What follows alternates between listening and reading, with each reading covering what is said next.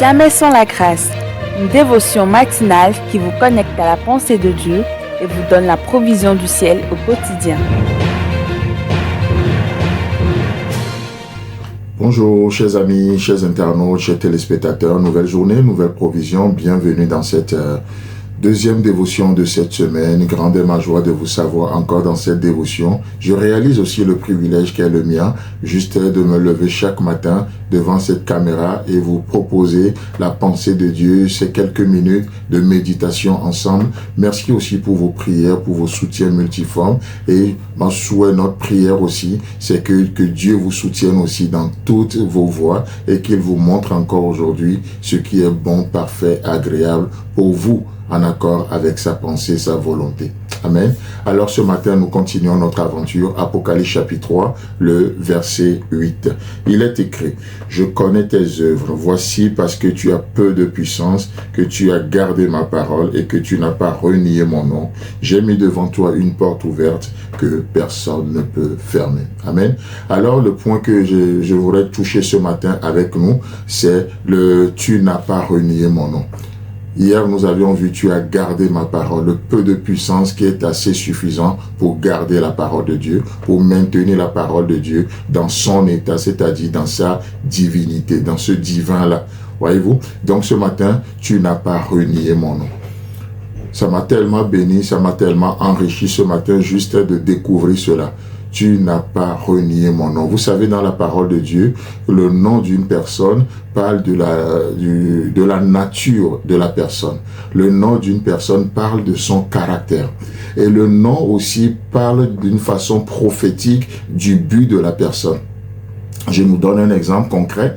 Le Fils de Dieu est venu sur la terre, Emmanuel. Il s'appelle déjà Emmanuel. Emmanuel, ça veut dire quoi? Dieu est avec nous. Cela parle de son incarnation, le divin qui est devenu humain. Voyez-vous? Donc, il s'appelle aussi Jésus. Jésus qui veut dire Jéchoua, c'est-à-dire ce Dieu qui sauve. Donc, cela, dans ce nom qu'il porte, nous voyons ainsi sa mission. Il est le sauveur, il est venu ainsi pour ce fait. Il s'appelle également le Christ, c'est-à-dire celui qui est un. Et donc, du coup, il a reçu l'onction du Père pour ce ministère de sauver, de délivrer les captifs. Voyez-vous? Donc, dans la parole de Dieu, quand nous parlons du nom de la personne ou de quelqu'un, cela est porteur, cela est révélateur de sa nature, de son caractère, mais aussi du but assigné à sa vie. Donc ici dans ce passage, lorsque Dieu s'adresse à l'église de Philadelphie et il dit « Tu n'as pas renié mon nom », qu'est-ce que ça veut dire? La question à se poser, c'est alors quel est le nom de Dieu? Donc, en accord avec toute cette définition que nous venons de donner, quel est le nom de Dieu? Jean nous l'a dit, Jean dit Dieu est amour. Dieu est amour. Donc, parlant du nom de Dieu, Dieu est amour. Dieu est fidélité, il est fidèle, il est gracieux. Voyez-vous? Et la liste peut être encore longue. Ceux qui nous écoutent, donnez-moi un des noms de Dieu dans les commentaires, que ce soit dans notre groupe WhatsApp ou Telegram ou bien sur notre chaîne YouTube. Alors, donnez-nous un des noms de Dieu. Et à ce nom que vous donnez, là, Dieu dit, tu n'as pas renié mon nom. Donc, renier son nom, qu'est-ce que ça veut dire? C'est remplacer l'amour du Père par l'amour pour le Père. Malheureusement, on tombe dans ce piège aujourd'hui, n'est-ce pas? Au lieu d'accepter de se laisser aimer par Dieu, on veut juste prouver qu'on aime Dieu. Et on est dans l'énergie de la chair. Mais Dieu dit à l'église de Philadelphie, tu n'as pas renié mon nom. Tu n'as pas remplacé l'amour du Père par l'amour pour le Père. Renier son nom, c'est ne plus croire dans une situation ou dans une autre que Dieu puisse nous aimer encore. Ça arrive, n'est-ce pas? On est dans une situation, on dit non, j'étais allé trop loin, Dieu ne peut plus m'aimer. Ça, c'est renier le nom de Dieu. Renier le nom de Dieu. Renier son nom, c'est quand le Fils désire devenir, quand le Fils désire devenir, plutôt revenir à la maison du Père, qu'est-ce qui se passe? On voit l'attitude de son frère, n'est-ce pas?